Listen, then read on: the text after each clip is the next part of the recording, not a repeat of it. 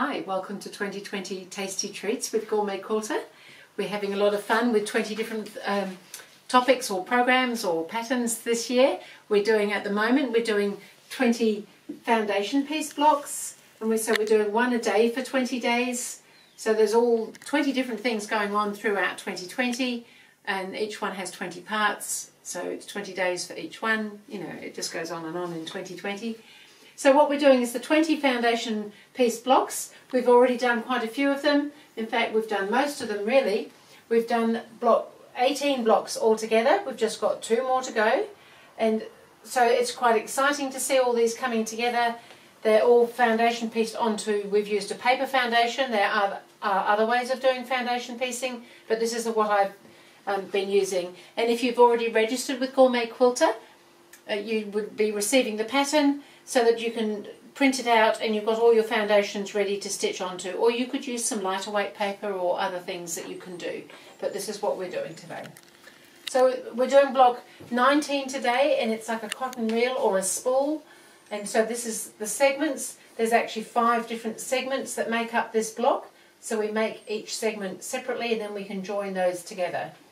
So on the pattern, we need to cut apart the segments with just a little gap between them. We're going to be trimming onto the dotted line, so it should have just a little bit beyond the dotted line each time.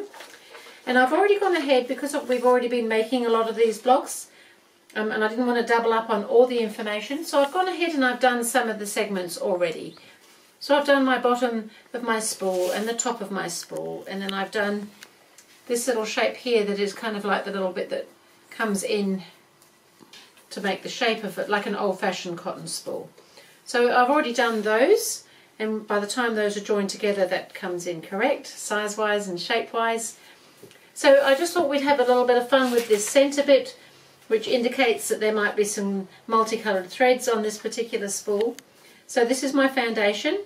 I've got some background pieces that go on either side, and they go on last. So we go in numerical order. So we're starting with the bottom one, which is piece C1, and then 2, 3, etc. So unless you have a preference for your colours, I'm just going to go right ahead. To me, I'm not worried which way they go.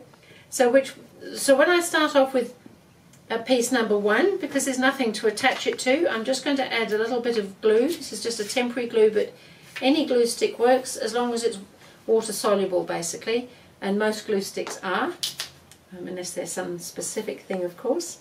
And I'm just going to position that behind so that it's just going to sit there. It's not really doing anything beyond that. I just want to hold it there so that when I sew my next piece on, it's already sitting in the right place. So next I'm going to sew this piece on. So we're going to go right sides together. Now when we sew this, we're stitching and we're flipping. So we're kind of back to front. This is going to be the right side, this is the back side, and we're sewing back to front as well. So my pieces are quite large. I didn't cut them down at all. I'm going to trim them off as we go. You need to make sure, so I'm going to suggest that you fold along this first stitching line, that first solid line. If you put a fold in there, then you can see, if you bring that fabric forward with it, where your next piece, where your seam's going to go, so you can position your next piece ready to take that first seam. So I'm going to go ahead now and stitch that seam, because that's going to flip up and cover that shape quite nicely. I'm stitching just a little bit beyond the segment, so that, or the section there, so that it goes into the seam allowance. And then when I've done that, I'm going to fold back my paper along the stitching line that I've just done, and I'm going to trim off that excess fabric into a nice little seam allowance, about 1/4 of an inch or just ever so slightly less. And now I can flip that piece over and I can iron that, and we've already done that first little piece. So it's really quite simple to be able to do all this. It's just a little bit confusing with things coming and going back to front all the time. So same thing, I'm going to fold my pattern piece over on that next stitching line, which is at an angle. I can bring the fabric over with it so that I know where the stitching line is going to be, and I can decide which colour I want next. I'm going to put my green next. and they're going to go right sides together. So when you flip that over, this is the area that you're trying to cover is here, so my pieces of fabric are plenty big enough. So I'm going to make sure that that's all covered. I can fold that back and now stitch along that next line. So I'll go to the machine and do that.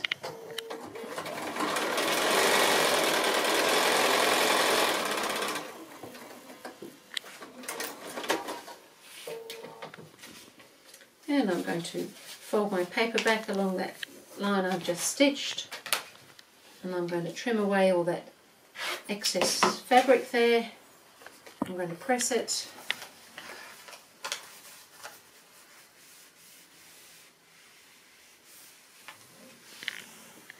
So we've got quite a sort of pastel sort of colour blend going here. So I've still got another couple of pieces to go on there, but I might continue on with those because it's exactly the same as we've been doing.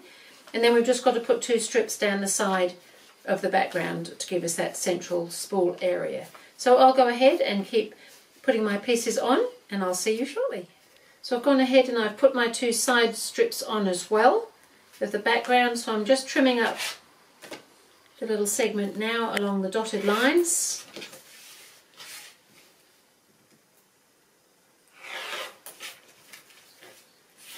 And then we can have a look at how we put our block together, although I think this one's fairly straightforward. These segments are all straight across the block. So we've got that one in the middle with the colours on it. I've got a nice multicoloured thread on my spool.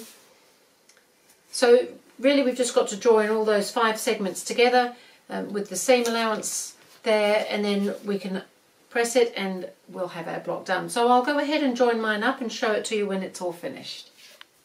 So I've gone ahead and stitched my sections together, and I'm just going to press it now. So because these little segments in here are so small, I'm just going to press, they seem to sit best if I press those seams out like that. So I'm not pressing anything open this time.